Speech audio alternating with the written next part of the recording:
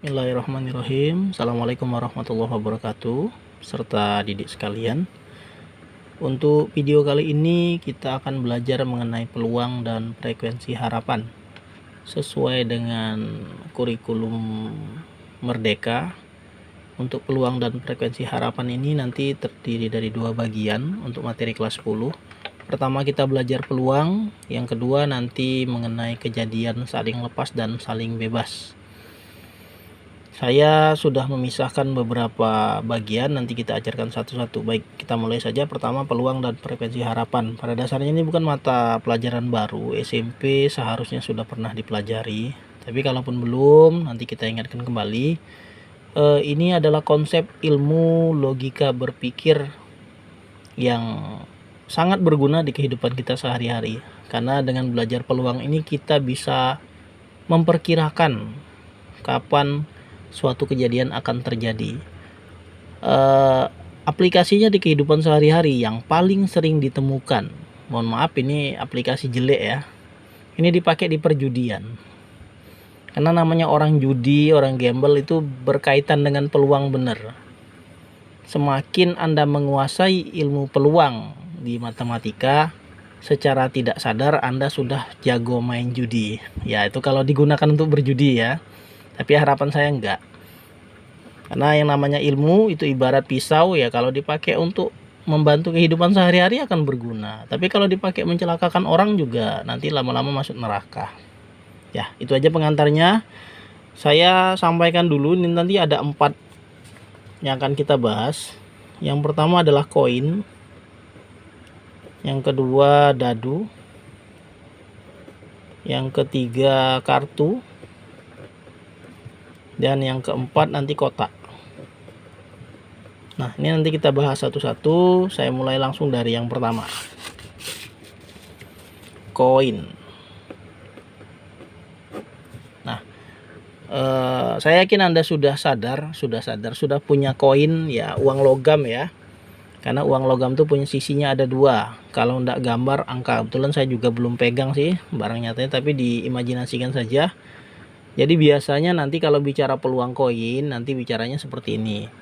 Sebuah koin dilempar ke udara 1 kali, peluang munculnya sisi angka. Nah, kira-kira seperti itu.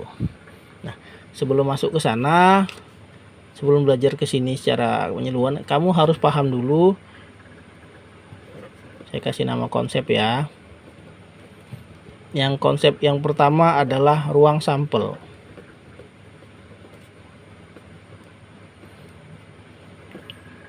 Ruang sampel ini himpunan semestanya peluang. Jadi apa saja kejadian yang mungkin muncul itu disebut ruang sampel. Saya balik ke halaman berikutnya, halaman sebelumnya.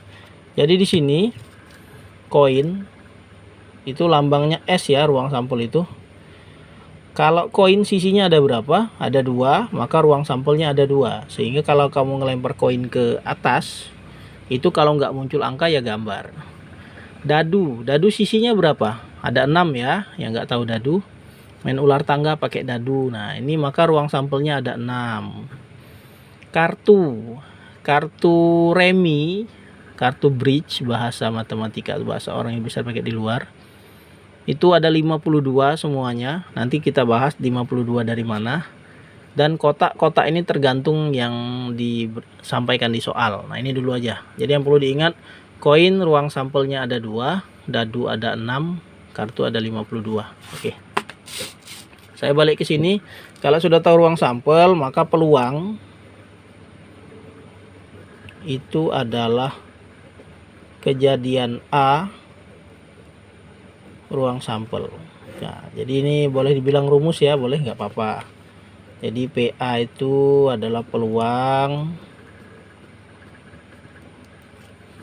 kalau NA itu banyaknya,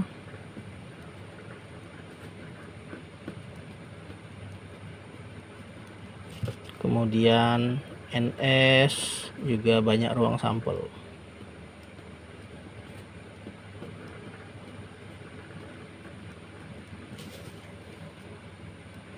Nah, jadi peluang A adalah NA per NS. Oke, contoh.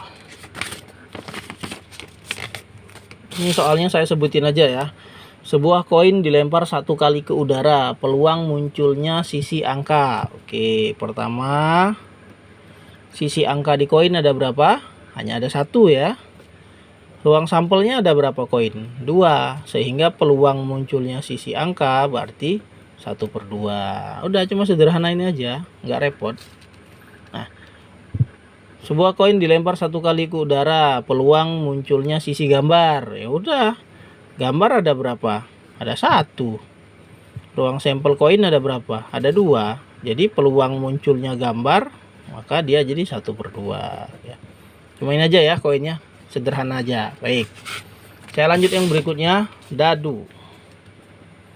B aja, dadu. Untuk diketahui bersama, dadu sisinya ada 6.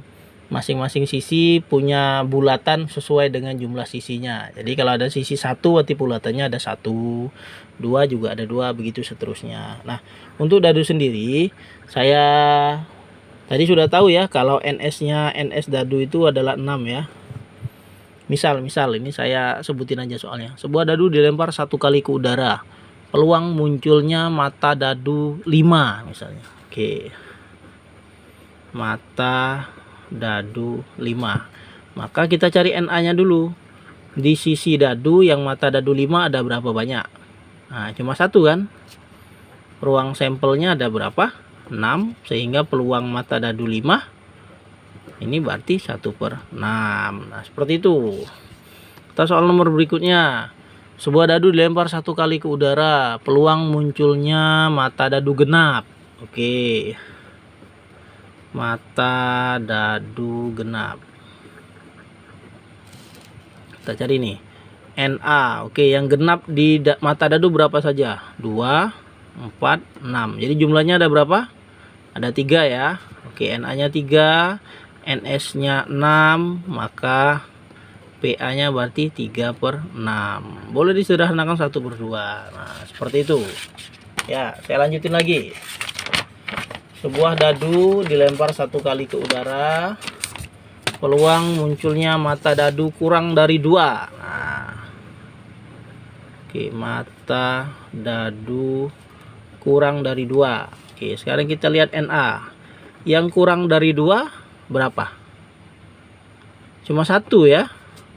Kan angka 1 aja, 2 enggak. NS nya 6. Jadi peluangnya berarti 1/6. Oke, saya tambahin lagi. Sebuah dadu dilempar 1 kali ke udara, peluang munculnya mata dadu lebih dari 3. Oke, mata dadu lebih dari 3. Sekarang dicek nih, yang lebih dari 3 berapa saja? 4, 5, 6. Oke, maka NS nya itu 6, NS dadu, maka PA nya berarti ini ada 1, 2, 3, 3/6.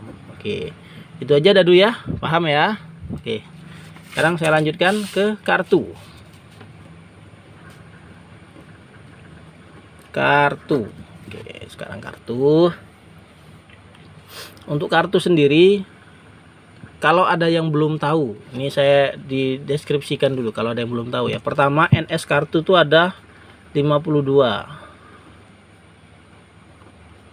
Artinya dari satu set kartunya ada 52. Apa saja?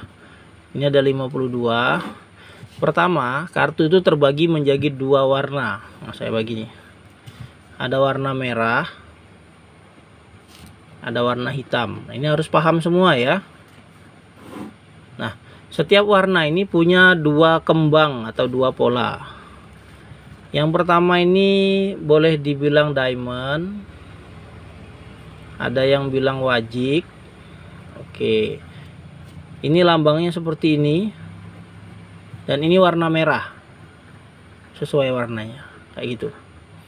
Kemudian yang kedua ini disebut hati. Oke, ada yang bilang jambu ya, tergantung daerah masing-masing ya. Ini lambangnya seperti ini, dan ini juga warna merah. Nah, seperti itu. Nah, masing-masing gambar, masing-masing kembang ini punya 13. Jadi ada pertama yang angka itu 1 sampai 10. 1, 2, 3, 4, 5, 6, 7, 8, 9, 10. Nah, seperti itu. Dan ini sesuai dengan angkanya. Misal nih, 4 diamond, maka lambang di kartu 4 ini ada 4 buah diamond. 7 hati. Jadi di kartu 7 hati ini hatinya ada 7. Wah, iya, hatinya ada 7. Nah, yang perlu diingat, satu, ini nama lainnya adalah as. Nah, jadi ada as diamond, ada as hati. Kalau yang lain ini sesuai angka. Oke. Bagaimana selanjutnya? Ini ada juga 13, ini ada 11, 12, 13. Ini disebut kartu bergambar. Kalau ini yang tidak bergambar ada 10. Yang bergambar, yang 11 diberi nama Jack. Yang 12 namanya Queen. Ada yang bilang Ong ya. Saya nggak tahu bahasa mana Ong itu. Yang 13 ini King. Ya, ini masing-masing punya gambar. Jack ini gambar pangeran, Queen gambar ratu, King gambar raja. Nah, ini setiap kembang. Jadi ada 13 kartu diamond atau wajik, ada 13 kartu hati sama hitam. Hitam dia juga punya 2. Yang pertama ada yang bilang jantung. Ada yang bilang sekop. Ya, bolehlah tergantung bentuknya. Yang jelas dia gambarnya seperti ini. Nah, dan ini warna hitam. Nah, ada yang bilang daun ya, terserah nanti daerah masing-masing ya. Kemudian satu lagi namanya keriting. Nah, kalau keriting ini nggak ada nama lain setahu saya, semuanya nyebutnya keriting. Keriting 1, 2, 3. Nah, kayak gitu. Dan ini juga warna hitam. Nah, masing-masing kembang ini punya 13 kartu. Artinya asnya ada 4, as hati, as wajik, as jantung, as keriting gitu. Kingnya juga ada 4, king wajik, king jambu, king sekop, king keriting. Semuanya ada 4 semua. Yang membedakan hanya warna dan juga kembangnya. Oke, sehingga kalau 13, 13, 13, 13 jadi 52. Nah, seperti itu. Kenapa kartu tadi ruang sampelnya 52. Nah, sekarang sudah paham. Sekarang kalau yang ditanya, nah, ini kita bicara yang ditanya.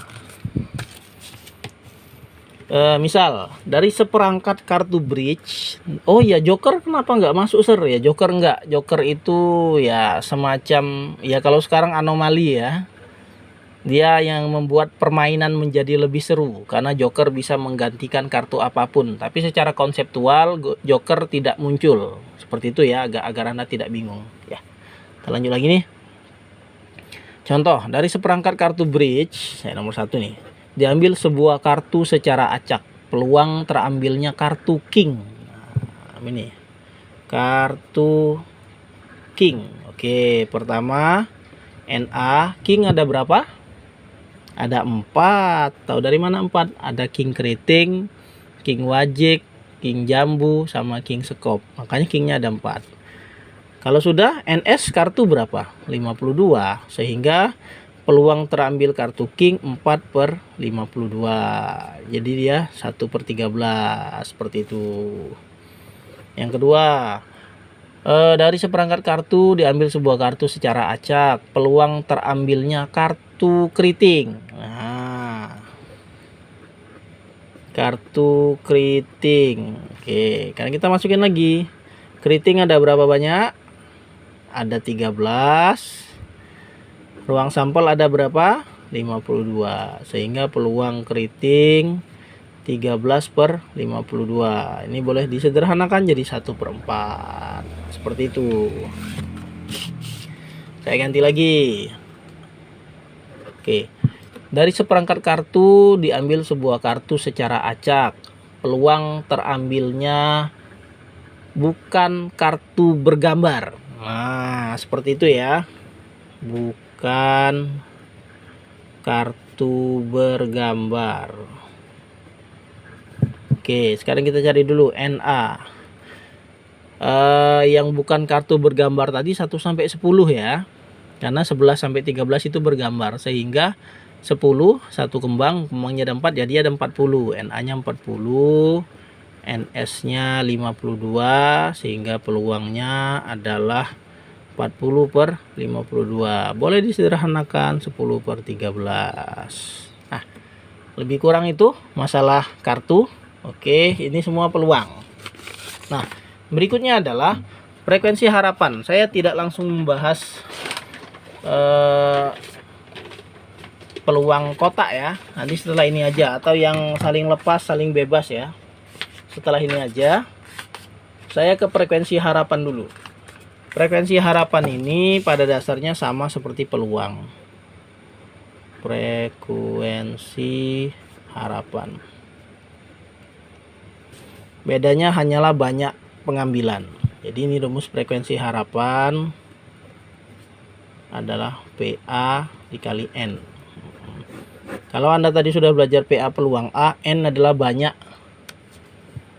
kejadian.